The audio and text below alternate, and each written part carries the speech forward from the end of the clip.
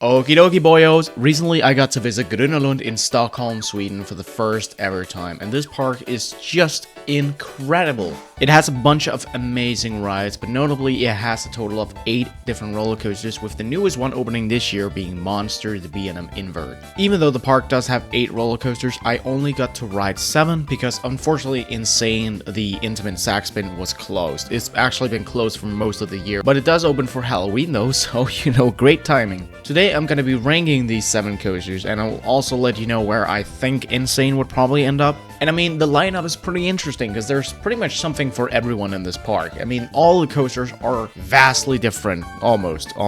Also, I'd say that my list probably is not the mainstream here. I do not think that you're gonna see a lot of people with the opinions that I have on these coasters, but I don't know, maybe you will. Besides that, let's just get into the first spot, which is of course Tuff-tuff Tåget. This is a small Zamperla Minnie Mouse, and it's basically like a mix of a normal kiddie coaster and a wild mouse coaster. It just has a bunch of switchbacks. It doesn't really have a drop or anything, and of course it goes pretty slowly, so it doesn't really do anything. It's not the worst kiddie coaster I've ridden because, I mean, it's still pretty enjoyable. It was fun to ride with friends and everything, and it's not uncomfortable or anything, so it is what it is. I mean, it was a very quick credit. I literally rode this within the first minute I was in the park with no queue. It's pretty alright, I guess. At the number 6 spot is Nyckelpigan, and this is a small Zero Tivoli coaster. It's slightly custom. It has slightly a different layout than the normal small model.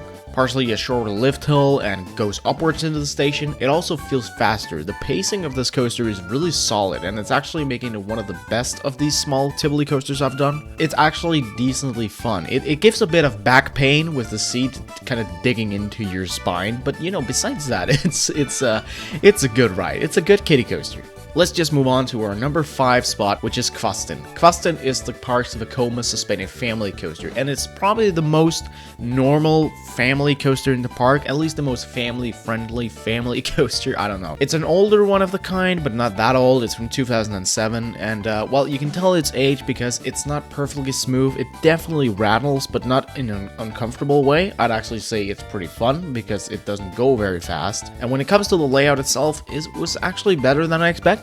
I expected this ride to be boring and a one and done, and well, while it wasn't one and done, it wasn't actually that boring. It was actually kind of fun and enjoyable. Swooping over the pathways was really cool. The final helix had some good speed to it. The theming as well was also really good. It's actually one of the most well-themed coasters in the park. So overall, this is definitely not a bad family coaster, and I would say it's a perfect ride to take your kids on right after getting the kiddie coasters done. And I would definitely ride it again next time I visit. A quick throw in here, I think this is probably where I would have Insane, just ahead of Kvasten. Insane is an infamous Intimate Sack Spin. It would have been my first 4D coaster, so I would have loved to ride it, but it is what it is. It was close, but yeah, I just wanted to mention this is probably where it would end up on the list. But again, my prediction of the other coasters in the park were vastly different than my actual ranking, which we will see now because my number 4 spot is Jetline. Jetline is probably most people's favorite coaster in the park. Jetline is one of only 2 remaining Schwarzkopf coasters made by Sierra and BHS. First of all though, this coaster is incredibly forceful to some extent. The first drop, for example, is very forceful at the bottom. It's very long and drawn out, and then you also have the valley on the second drop, which is just immensely forceful. It feels like 5Gs and it's sustained. This is a fantastic part of the ride. You also have a bunch of lateral forces, again on the second drop, but also this massive turn after the first drop is incredibly lateral filled. These portions of the ride definitely lived up to expectations, but the reason it's only at number 4 is, well, besides the coasters above it being better than I thought, Jetline also has some negatives to get out of the way. First of all, apart from the moments I just mentioned, the rest of the ride was quite underwhelming. Noticeably, the helixes. I expected the helixes to have good forces, maybe even be gray out worthy. Not even close. Not even close. While the helixes aren't forceless, they're very low in force. And I mean, it goes for the rest of the ride as well, that while it is somewhat fun and it has some fun joltiness and everything, it doesn't do a whole lot. So basically, the way I see Jetline is it has a fantastic first half and an okay second half, I guess. I mean, it really pulls it down. It really kills the overall feel of the ride. Nonetheless, I still really like Jetline. I mean, it has a pretty decent spot in my rankings, which you will hopefully see later this year. But for now, it's only my number 4 at the park. The coaster that surprised me the most is the Gerstlauer bobsled Wildemusen. Wildemusen is an incredible little family coaster. In fact, I would say it's borderline a thrill coaster. You may think why, because it's a wild mouse coaster, but let me just explain, because this is easily the most intense wild mouse coaster I've done. The reason being that most of these switchbacks and generally all the turns are just incredibly intense. The laterals on this coaster are nuts, and they have such variety as well. You have some larger switchbacks with strong, sustained lateral forces, and then you have these smaller ones that are just aggressive and brutal. Of course, the coasters have a little bit of other forces as well, just a little bit of positives and some floater airtime, but the laterals are 100% what makes this coaster stand out. I mean, it's crazy, this ride. In fact, if you really like lateral forces, I could see this coaster being your favorite at the park. It's that good. At our number 2 spot, we have Monster, the new for 2021 B&M invert. This is actually my first invert, and let's just talk about how impressive of a fit this is.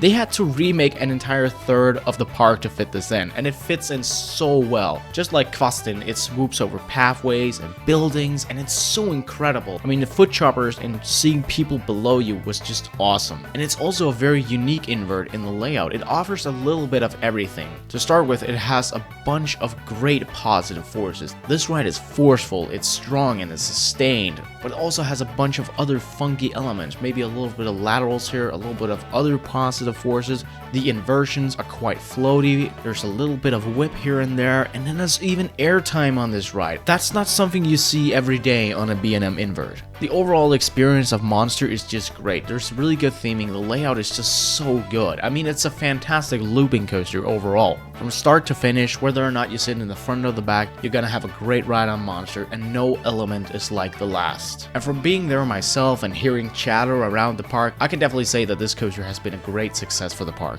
Finally, at our number 1 spot is Twister, the Gravity Group Hybrid. And let me just say, for most of my visit, Monster was actually my favorite coaster there, but Twister just got better and better throughout my visit. I mean, every single ride was better than the last, and so at the end, it barely managed to overtake Monster. So basically, my number 1 and 2 spot are insanely close. Now, this coaster is small. It's very small. It's the smallest non-kiddie coaster at the park, but it packs such a punch. I mean, this coaster is the definition of size doesn't matter, because first of all, it has really amazing airtime. I expected to have some airtime on this ride, but I ended up getting 9 to 10 moments of airtime, most of which was good, strong ejector airtime. There's a little bit of floater as well, but mainly you're gonna get great ejector. And first of all, let me just say, back row, do back row. Fuck front row sucks dicks. Back row is where the shit is at. The first drop, the first camelback, a bunch of these other small drops, and all the hills. I mean, they're all amazing in the back. The flow and the pacing is better, the airtime is better, generally the ride is better. Also, another thing about this ride is with those Timberliner trains and the fact that it's only 10 years old, this ride has managed to get a perfect amount of shakiness, because of course every wooden roller coaster should be shaky to some extent, and Twister just manages to have the perfect amount of it. It's super fun and it bumps you around, but it's in no way uncomfortable. Instead, it just manages to take some of the more boring turns and make them not boring. It's great. So this little funky, very weird layout just gets a big laugh out of you, especially again in the back row. I know I said that a lot in my review, but that's because it's important, okay? Do the back. That just about does it for my ranking of the coasters at Gröna Lund. Again, one day I have to return to ride Insane, and of course Wildfire, which is not too far away as well. I'm low-key regretting not doing that when I was there. Also soon, I want to do a top 10 rides of the park. Maybe you want to see 15? Let me know, do you want to see a top 10 or top 15? Because that's also going to include dark rides, drop towers, and everything else in the park. Also, of course, let me know your ranking of the coasters in the comments. Besides that, well, I can't think of an outro. Bye!